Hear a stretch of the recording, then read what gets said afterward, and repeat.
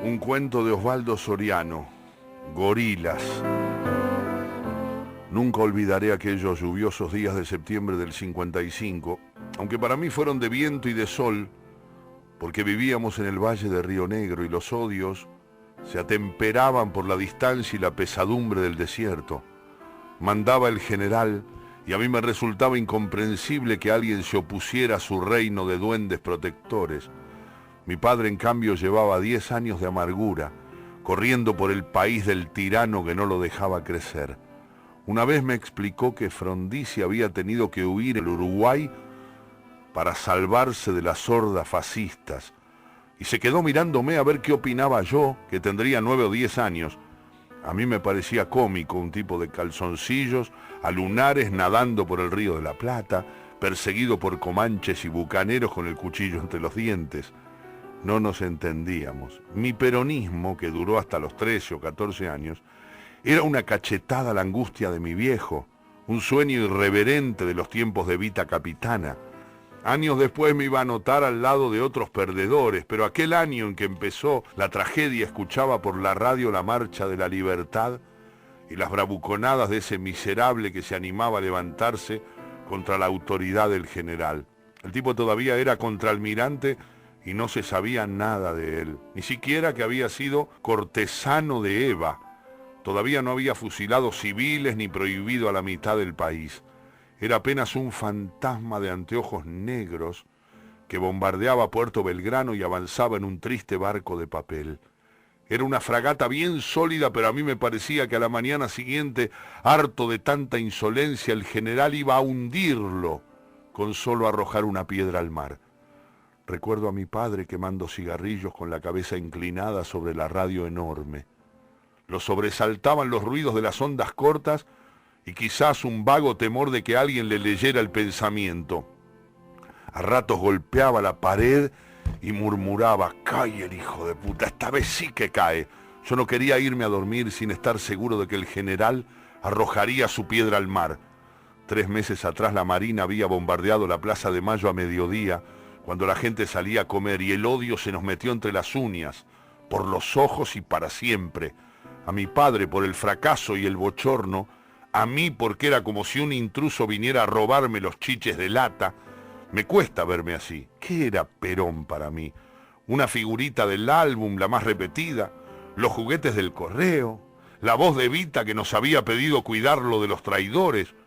Se me iba la edad de los Reyes Magos, y no quería aceptar las razones de mi padre ni los gritos de mi madre. Creo que allá en el valle no se suspendieron las clases. Una tarde vinieron unos milicos que destrozaron a martillazos la estatua de Evita. Al salir del colegio vi un montón de gorilas que apedreaban una casa. Los chicos bajábamos la cabeza y caminábamos bien cerca de la pared. El día en que Perón se refugió en la cañonera paraguaya, mi madre preparó ravioles y mi padre abrió una botella de vino bueno. «Lo voy a cagar a Domínguez», dijo, ya un poco borracho, y buscó los ojos de mi madre. Domínguez era el capataz peronista que le amargaba la existencia, el tipo que me dejaba subir a la caja del camión cuando salían a instalar el agua. Creo que mamá le hizo una seña y el viejo me miró afligido. «¿Por qué me salió un hijo así?», dijo, y me ordenó arrancar el retrato de Vita que tenía en mi pieza. Lonardi hablaba por radio, pero el héroe era Isaac Rojas. Para convencerme, mi padre me contaba de unos comunistas asesinados y otra vez de Frondizi en calzoncillos. No les tenía simpatía a los comunistas, pero ya que estaban muertos, ¿por qué no acordarse de ellos? Yo no quise bajar el retrato y mi padre no se atrevió a entrar en mi cuarto. «Está bien, pero deja la puerta cerrada, que yo no lo vea», me gritó, y fue a terminar el vino y a comerse los ravioles.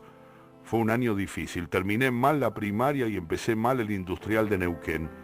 Hasta que Rodolfo Walsh publicó Operación Masacre, no supimos de los fusilamientos clandestinos de José León Suárez ordenados por Rojas. Mi viejo seguía enojado con Perón, pero se amigó con el capataz Domínguez. Alguien vino a tentarlo en nombre de Balbín. En ese entonces yo me había puesto del lado de Frondizi, tal vez por aquella imagen del tipo en calzoncillos que se aleja nadando hacia la costa de Uruguay. Y entonces mi padre se negó a entrar en política. En el verano del 58 empecé a trabajar en un galpón donde empacaban manzanas para la exportación, y en febrero, la huelga más terca de los tiempos de la Revolución Libertadora. Largas jornadas en la calle, marchas, colectas y asados con fútbol, mientras el sindicato prolongaba la protesta. Un judío de traje polvoriento nos leía presuntos mensajes de Perón. Un día cayó con un geloso flamante y un carrete de cinta en el bolsillo. Le decían el ruso. Tenía unos anteojos sin marco que cada 2 por 3 se le caían al suelo. Había que alcanzárselos porque sin ellos quedaba indefenso. Desde la cinta hablaba Perón o alguien con voz parecida. El general anunciaba un regreso inminente y los rojos no eran sus enemigos, decía. Al final de la cinta nos hablaba al oído y decía que se le encogía el corazón al pensar en esa heroica huelga nuestra ahí entre las bardas del desierto. Alguien, un italiano charlatán, sospechó que el que hablaba no era el general. En aquel tiempo no conocíamos los grabadores y la máquina que reproducía la voz parecía demasiado sorprendente y perfecta para ser auténtica. El ruso no tenía pinta de peronista y la gente empezaba a desconfiarle. Mi padre y yo no nos hablábamos, o casi, pero si existía alguien en aquellos parajes capaz de confirmar que la máquina y la voz eran confiables, ese era él. Le conté lo que pasaba y en nombre de la asamblea le pedí que verificara si era auténtico el geloso del ruso.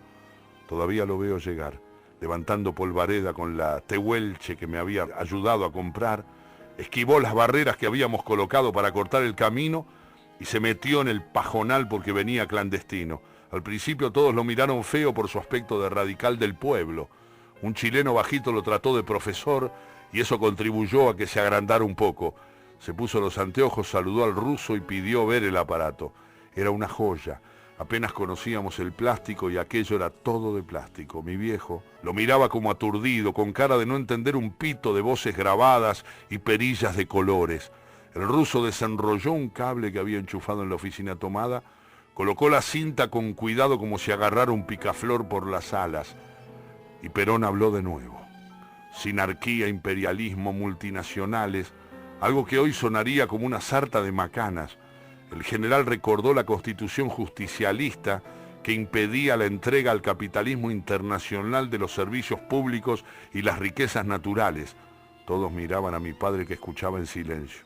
Ensimismado, sacó los carretes, tocó la banda marrón con la punta de la lengua, después pidió un destornillador, desarmó el aparato. Yo sabía que estaba deslumbrado y que alguna vez, en el taller del fondo, intentaría construir uno mejor.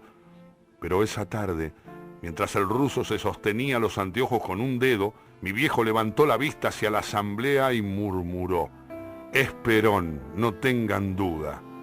Rearmó el geloso pieza por pieza mientras escuchaba la ovación sonriente como si fuera para él. Yo le miraba la corbata raída y las uñas limpias. Aquel hombre podía reconocer la voz de Perón entre miles, con ruido de fondo y bajo fuego de morteros. Tanto lo había odiado, admirado quizás. 2 días después llegaron los cosacos y nos molieron a palos. Así era entonces la vida. El ruso perdió los lentes y el geloso. Mientras corría, no paraba de cantar la Internacional. A mí me hicieron un tajo en la cabeza y a los chilenos los metieron presos por agitadores. Al volver a casa de madrugada encontré a mi padre en su escritorio, dibujando de memoria los circuitos del grabador. Me hizo señas de que fuera al lavadero para no despertar a mi madre y puso agua a calentar. Allá en el patio, frente al taller en el que iba a reinventar el geloso, me ayudó a lavar la herida, me hizo un vendaje a la Bartola porque no sabía de esas cosas y me dijo: «Parece mentira. Antes cada cosa estaba en su lugar. Ahora, en cambio, me parece que son las cosas las que están en el lugar nuestro». Y no me habló más del asunto.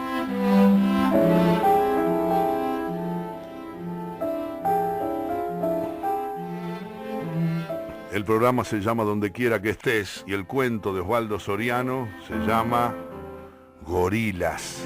Finalmente, compañeros, les agradezco profundamente el que hayan llegado hasta esta histórica Plaza de Mayo. Yo llevo en mis oídos la más maravillosa música que para mí es la palabra del pueblo argentino.